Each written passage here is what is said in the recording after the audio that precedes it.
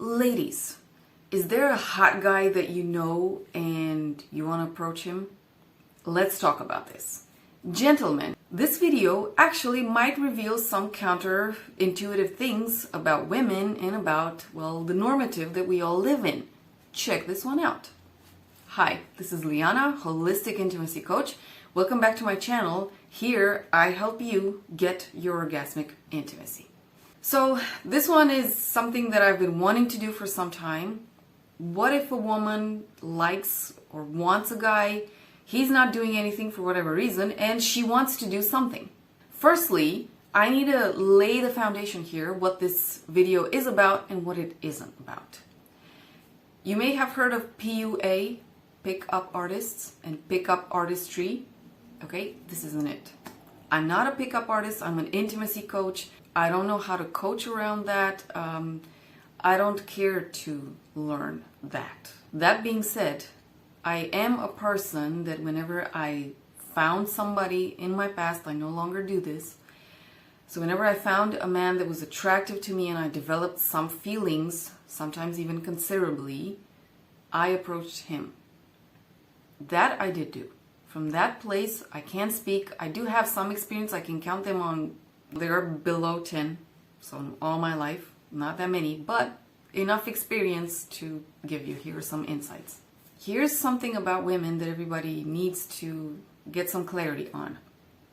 The majority of females do not approach. There's just a 0.9 or 0.8 or whatever % of the female population that is a natural born PUA. Those women have a lot of spunk in them. They were born like that and they just express it. I think that's a beautiful thing. I don't think it's a beautiful thing when they do that with guys that are committed. The rest of the population, so 99 point, I don't know how much %, well, there's also two categories. The 98% of women that do not approach, and then there's the 1% of those women that actually do approach. Those are the next best thing to the natural born PUAs. Those are the women that have spunk, but they use it only when, and this is one of the places that I would know because I'm one of those, only when they have feelings, emotions, there's somebody that they know, so they approach in their social circle. And this one, I'm talking pre-dating apps, okay? With the dating apps, this isn't real, if you ask me, because it takes no courage whatsoever, no lady balls whatsoever, so no ovaries, to actually like somebody or swipe right or left. It doesn't take, or send a message to say hello. So to me, that I'm not counting this in this discussion. That is not taking initiative, picking up, or just approaching a guy. So only 1% of the female population does that, next to the 1% or even less that actually is a naturally born PUA. Another thing that I need to lay the ground for is, and this one comes from a discussion that I've had with one of the coaches in the Natural Lifestyles. This is a PUA community on YouTube. They are way larger than this channel, and they are mostly men. They have a woman there, but they're mostly men coaching other men on how to pick up and approach girls. I rarely hear the word women on their channel. However, I approached via email one of their coaches, John, and I had a complimentary session with him, and it was around the topic of, do you coach your men to be approached by women? Fast answer, no. Fast explanation, because most times it never happens. Okay, in most cases, women do not approach men. I wasn't talking about women cold approaching guys, so picking them up, strangers that they don't know on the street or at venues. I was talking about women who are actually in a circle where they know the guy and they have an interest for him, whether smaller or higher. So now, ladies, I have five questions and therefore reflection points for you if you want to go down this path. Number one is, what is your intention? Because there is a risk for women, aside from the familiar risk that you might be turned down, which guys get that, a lot when they approach, But there's a secondary risk that you don't know about. And that one is that there is a label that is being placed in that friend circle around you. Sometimes it's not so bad. Sometimes it's just, yeah, she kind of approaches, but she's unlucky. Guys turn her down or whatever. So in case you're being turned down. In case you're not being turned down, and you get your way across, there's another label that comes off, and that's, yeah, if you want to be dominated, if you're interested in a cougar or something, although this isn't about age, this is just about a woman who has spunk, and she takes initiative. And please, even this gesture, I know that some guys will be turned off by it. I'm sorry. I'm really sorry that we're afraid of women somehow. But this is what happens, okay? I need you to know about the two risks. If you have your way or if you don't have your way, it's still going to be there somehow. If you don't have your way, it's even worse. You're somehow decreasing in some of the men's optics. If you have your way, suddenly women are like, yes, boss. Although it's funny, it's not in the long run, because they're no longer your partner in whatever you do. It's totally unnecessary if you ask me, but hey, that's the world we live in. I wished it was different. Therefore, what is your intention? Is this really worth it? If you want to go for approaching a guy, like really approaching him, not indirectly with all these small ways in which women joke around and they fool around, it's this really kindergarten game that happens. If you're not into somebody and you just do that, totally get that. I totally joke with people. But when I'm into somebody, I can't be bothered with that kind of approach. It's just too nerve-wracking for me. So if you can go that indirect way, totally go that way. If you can hold the nerves, when you've got the hots for somebody, or when you're interested, like you have a higher interest in somebody and you have the nerves to go that really super indirect way, my respects to you. When I'm into somebody, I don't have those nerves. Number 2, what are your resources? Okay, in the situation where you are turned down, if you're not turned down, then that's a different scenario. But if you're turned down, like I said, not just the rejection that hurts, but also the stigma that is, whether it's low-key or high-key, doesn't matter. It's there. And for that, you actually need to have a strategy or a plan to turn it around.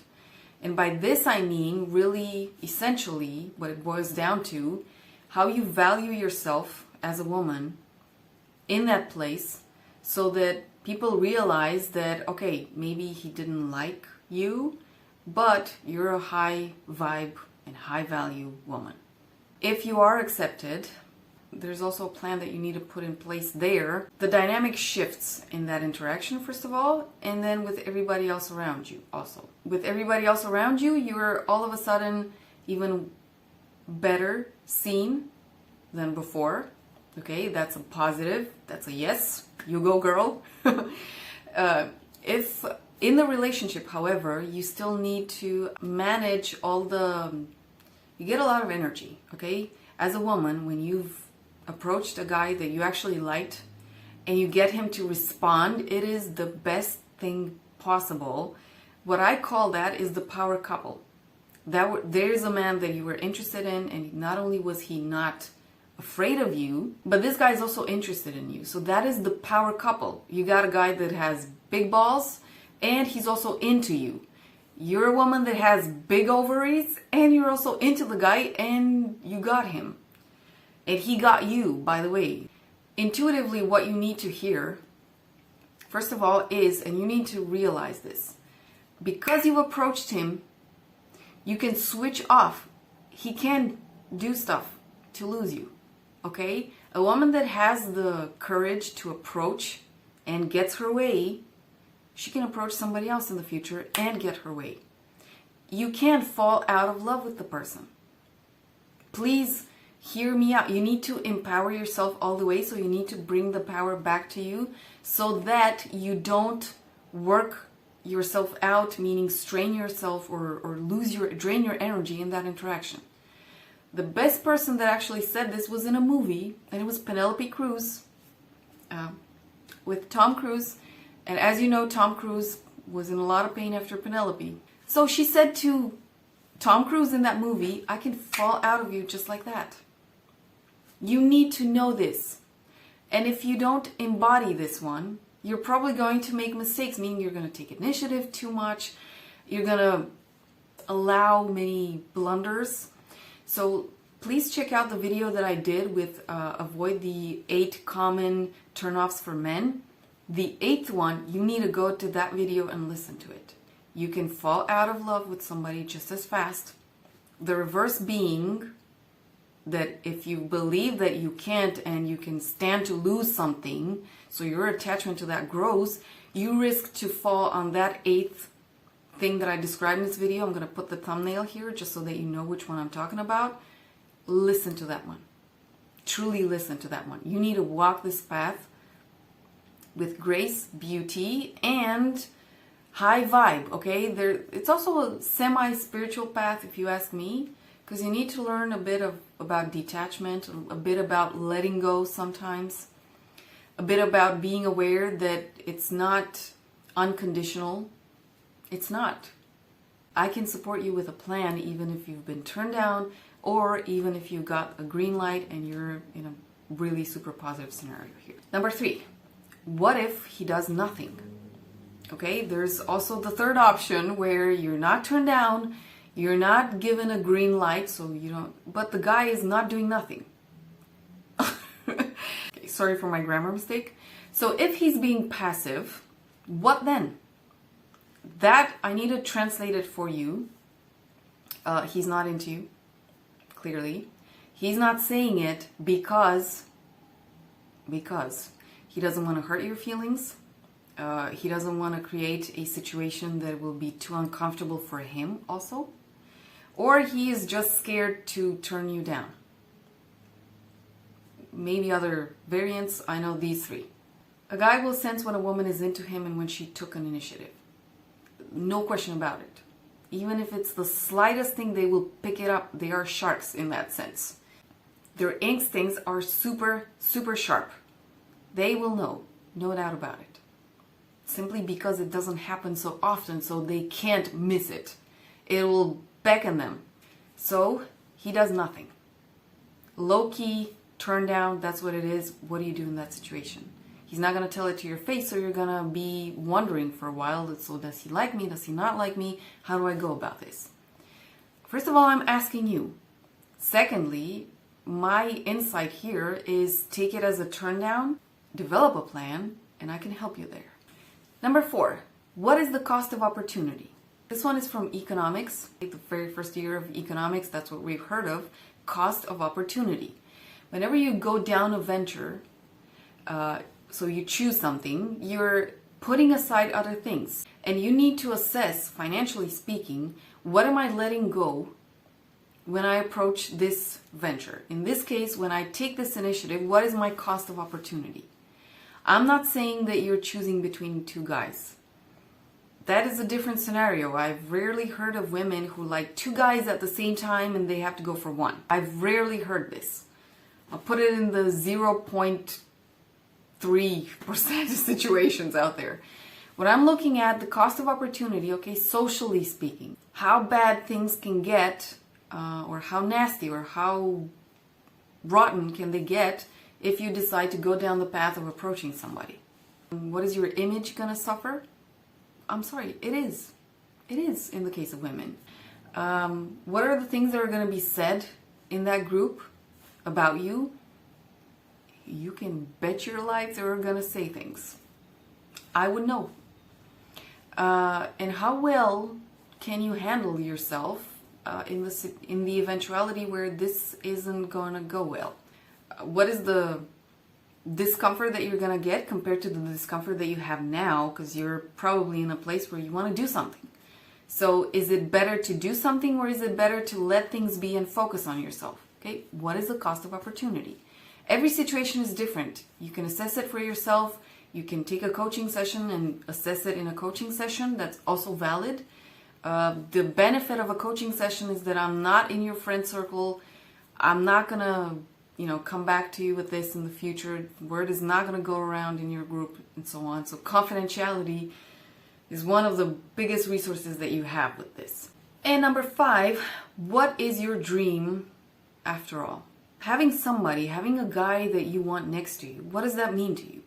What would you use that relationship to bring? What beauty, what novelty, what growth, what evolution, what would you bring in your world and his and everybody else's around you when you have a relationship with somebody that you want? So this one, it goes for the women that actually, not the PUAs, because the PUAs, that's what they're doing. They're bringing beauty by approaching various men after men. So that's their beauty, okay? And it is beautiful for them. It's exciting, it's adventurous, it's adrenaline high, okay? It's got a lot of extreme sports, the equivalent of extreme sports in it for women. I would totally understand that. I'm talking about the women who are actually approaching the guys that they have feelings for, that there's a stake there. It's not just a one-time and fun, and the stake is higher for them, okay? That's why I'm gonna go down with this question also. What is the ulterior dream for you? And this question makes sense regardless if you decide to approach the guy or not. So whatever the situation, your attitude, okay, how you relate to this, how you show up, what your vibe is, okay, what your higher vibe is overall is going to make a difference in every potential situation and in every potential outcome. It is especially important for you. So this isn't the why are you doing this, the point number 1. This one is the point number 5. What is your ultimate or ulterior dream? This one is going to keep you on track no matter what. Even if the guy turns you down, it's going to be easier for you to navigate because you have a beautiful dream and one that will keep you going. It will energize you. It will remind you that you're not hopeless. You still have time to fulfill your dream, even if you're in your 40s or 50s or whatever the age. If you get an okay and you have the power couple that I was talking in point number 2, then okay, it's still gonna help you to focus on your higher vibe and not lose yourself and not lose your own path. Super important in any relationships, by the way, even if you don't approach and you're approached, super important to have a dream. I am the kind of people that aspire, even in the work that I do, I aspire to achieve something. And it's not just about money, it's also about having an impact, a goal. I am one of those people that dream. That's why I'm asking you. What is your ulterior dream? Not motive, dream. What do you want to build out there? This will help you no matter what situation you're in. Alright ladies, this was a long video. Drop me a comment. Also gentlemen, drop me a comment to let me know what you thought of this. If this helped you in any way, if this brought you new insights or awareness, or ladies, if it gave you more courage and more vibe, high vibe to go about things, no matter what decision you took. Approach the guy, not approach the guy. Hey, maybe it opened the path for you to go to pickup artistry. Let me know. I'm curious if I ever inspired anybody to go in that direction, though I don't have anything to do with that. Otherwise, I have 2 more resources for you. One is a coaching session. If you're in doubt and you don't know who to turn to, consider taking a coaching session. There's a lot of value that you can pick and find in those. And also, get your Orgasmic Intimacy ebook. This one is my most accessible tool, complex tool that you can use for your intimate life. There are many challenges that we navigate after we enter a relationship, intimacy-wise. This one will help you navigate it so much better. That's it. I'll see you next time with another video. Bye.